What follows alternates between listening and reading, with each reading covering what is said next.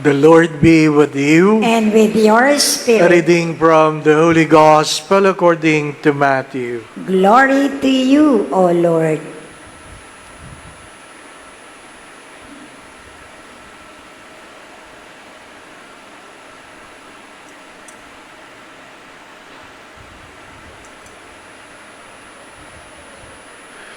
On that day, Jesus went out of the house and sat down by the sea.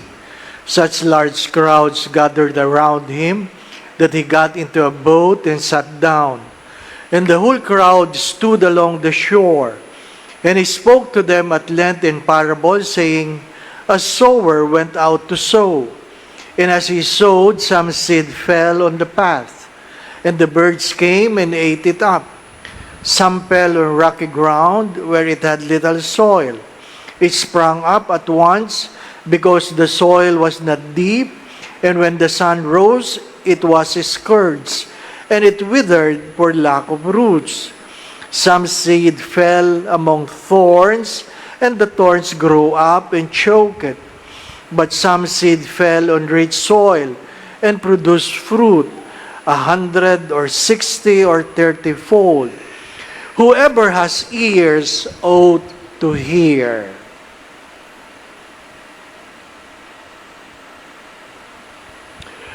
Brothers and sisters, the Gospel of the Lord. Praise to you, Lord Jesus Christ.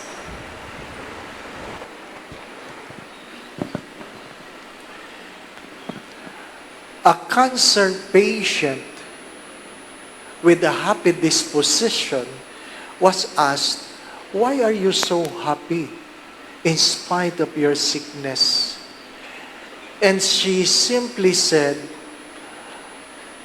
"I don't have to wait for healing to be happy. I don't want to wait for healing to be happy."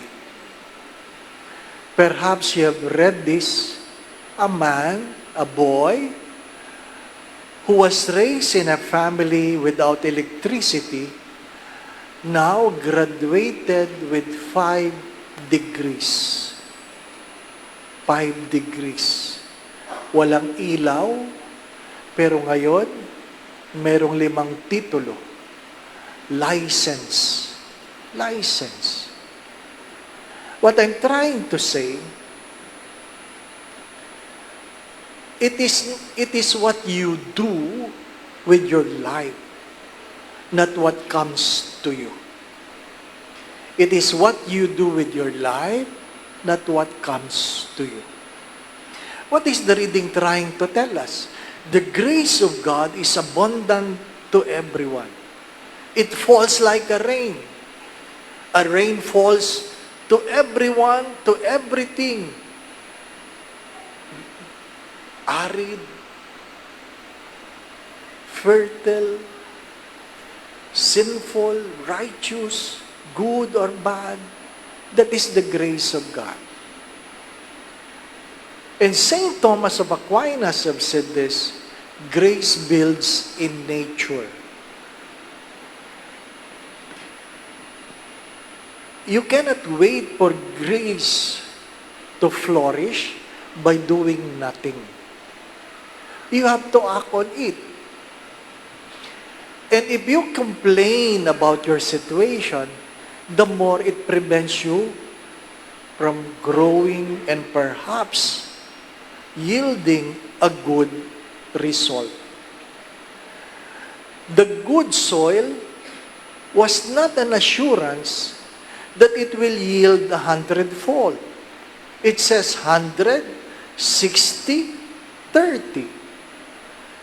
It was not an assurance that if you grow in an abundant, rich, name it, good family, you will have a good future. It is what you do with your life.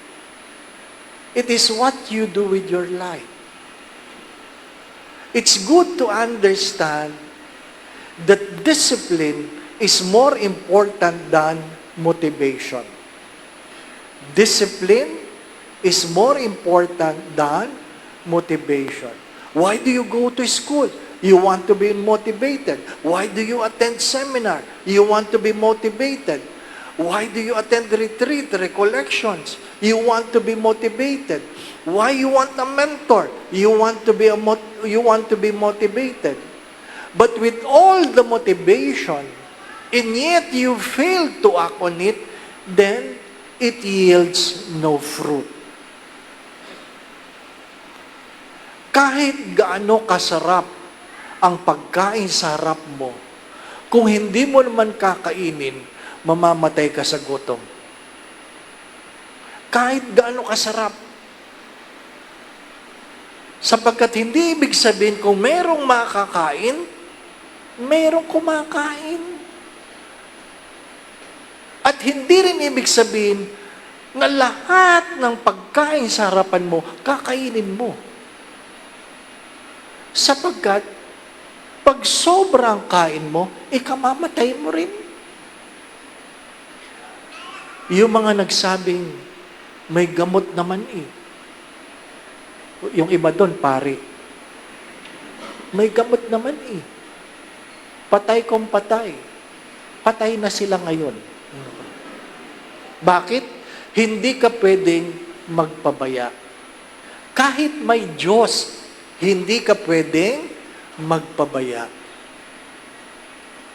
My dear friends, our greatest mistakes or our common mistake is to wait for things to happen. That is our common mistake. To wait for things to happen. Nag-aantay ka na kahit wala kang ginagawa, meron kang matatanggap. Excuse me, hindi totoo yun. Kung wala kang itinatanim, wala kang aanihin. At wag mo itong kakalimutan, you cannot eat the fruit of the tree whose seed you just planted today. Sabi nga, when was the best time to plant a tree? 20 years ago. When is the next time? Yesterday. You cannot wait. You cannot wait. And for doing nothing, you cannot expect that you will reap what you did not sow. Mahirap yung nagsimula ka lang mag-diet, kada-diet mo lang kahapon. Gusto mo magtimbang ngayon, at tingnan mo, hindi bumababa. Natural. Ano ka? Diba? Pumasok ka sa gym, nagbuhat ka, pagod na pagod ka. Gusto mo bukas, paghubad mo, may muscle ka na. Ano ka? Diba? Ngayon ka lang nag-review, bukas gusto mo, memoryado mo lahat. Mga minamahal na mga kapatid, hindi totoo yun. Kahit gaano kadami ang biyaya ng Diyos, namili ba ang Diyos kung saan niya ihahasik ang mga binhi? Hindi. Lahat. Hindi siya nawalan ng pag-asa sa tinikan, sa batuhan, sa daanan. Sapat ang biyaya para sa lahat. Kailangan mo lang magsumikap. Diba? Hindi ko alam kung inabot nyo yung Home Along the Riles. Buhay na ba kayo doon? Si Deli Atay-Atayan. Magsumikap ka. Yun lang ang palagi sinasabi doon. Magsumikap ka. Diba? Kasi kung walang pagsusumikap, walang kinabukasan. Gusto natin, dasal lang ng dasal. Alam ni Lord yan. Alam ni Lord yan. Alam ni Lord na hindi ka kumikilos. Diba, no? Huwag kang aasa. Diba? My dear friends, my brothers and sisters, you can never blame the world for failing. You can never blame the world for failing. Because it is a product of your own choices. Ikaw ang may kagagawan. Sino ba nang mili ng kaibigan? Ang Diyos ba? Ikaw. Di po ba, no? Sino nang mili ng kurso? Di ba? Ikaw. Di ba? Sinong namili ng mapapangasawa? Ikaw. Tapos magrereklamo ka na ganyan ang asawa mo. Sino sisisihin mo? Ikaw. Di ba? Pinili mo yan eh. Dahil naghahanap ka ng magaang buhay. Naghahanap ng magaang buhay. Di po ba, no? Yung aking pamangkin, sabi ko mag-engineering ka. Sabi niya, ayaw ko, madaming math. Madaming math. Ano, alam niyo, kinuha course? Ha? Culinary. Culinary. Tapos yung nag-aaral niya, ang daming math. Lahat ng lulutuin, titimbangin, ang daming math. Oh. Math is part of life. Di ba ba, anak? Kahit anong kurso.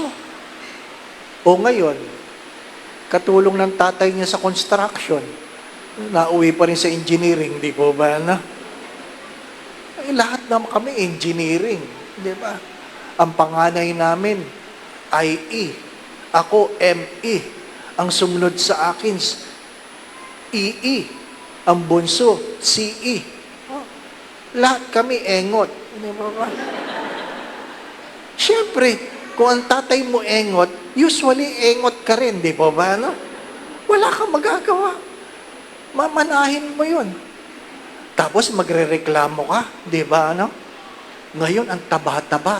Ang taba-taba. Culinary, di ba? Siyempre, lahat ng niluluto, tinitikman, di ba ba? Ano? Kasalanan ko ba yan na mataba ka, di ba ba? Ano? Mga minamahal na mga kapatid, we are a product of our choices. If we fail to bear fruit, you can never blame the world. You can never blame the world. Kahit gaano katalino ang magulang mo, kung hindi ka mag-aaral, walang saysay ang utak mo. Hindi ka pwede mag-apply. Oh, tatay ko po si ganon. Eh ano ngayon? Di ba, anak? Di ba? Ha? Ang hirap nun.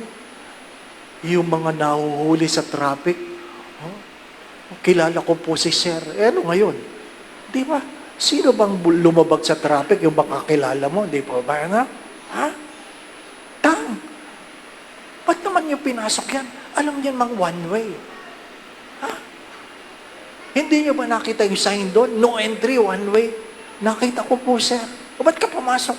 Hindi ko po kayo nakita. Ano? Lulusot pa eh. Di po ba, ano? Kaya wala tayong kinabukasan. Ano sabi? We are not a poor nation. We are just being corrupted. Hello? Baka di nyo naiintindihan yon. We are not a poor nation. We are just being corrupted. Ang malungkot na kwento, yung mga nakinabang sa corruption, tahimik ang bibig. Sabi ko nga ni isang linggo, may nag-message pa sa akin ng atuwiran, Father, hindi naman corruption yun, commission yun. Grabe. Ha? Nasaan na tayo? Di ba ano? I'm sure nagsisimba yun. Baka nangungumunyon pa yun, di ba ba? Ano? Mahirap. We are a product of our choices. Huwag mo sisisihin ang gobyerno na ang mga binoto mo ay wala ko sinabi.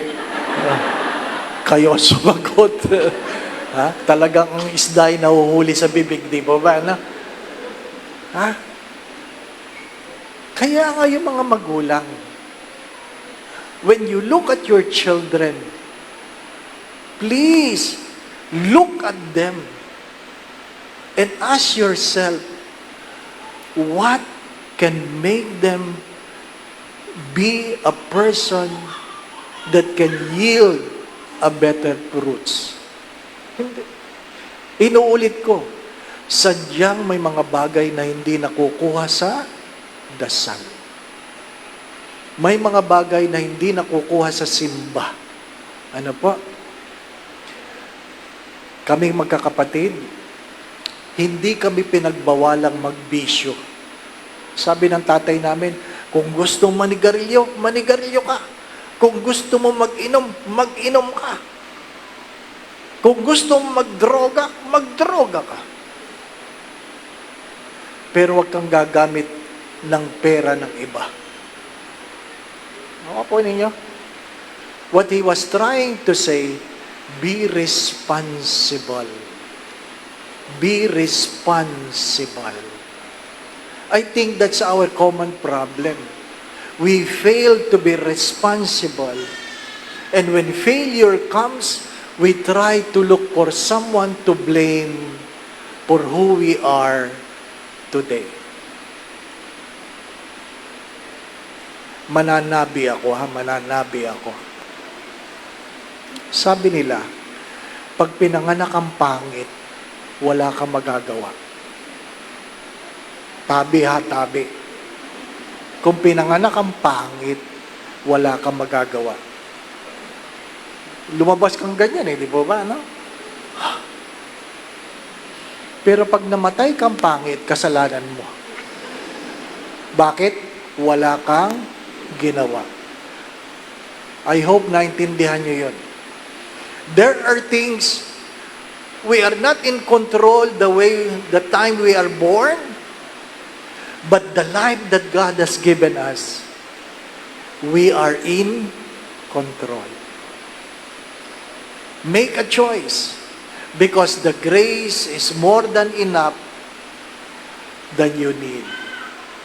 My dear friends, my brothers and sisters, do not forget this. Grace builds in nature. Ang biyaya ng Diyos ay namumukadkad ayon sa ating mga pagkatao. Meron lang magandang bukas kung merong pagsusumikap. Amen. Going back to what I've said, my dear friends, my brothers and sisters, grace is more than enough for you to bear fruits. Grace is more than enough. You only need to do your part. Mga magulang, stop depending your children. Sabi ko, alam po ninyo nanay, walang kinabukasan pag tamad ang inyong anak. Sabi nung nanay, di naman tamad ang anak ko, Father. Madali lang mapagod. Your greatest regrets is not that you have failed, but you did not try. Your greatest regret is not that you have failed, but because you did not try. Stop waiting for things to happen. Make things happen. Stop waiting for things to happen. Make things happen. May mga bagay na hindi nakukuha sa dasal, kailangan kumilos. The Lord be with you. And with your spirit. And may Almighty God bless you and your family. In the name of the Father, and of the Son, and of the Holy Spirit. Amen. The Mass has been offered. We go in peace to love and serve the Lord. Thanks be to God.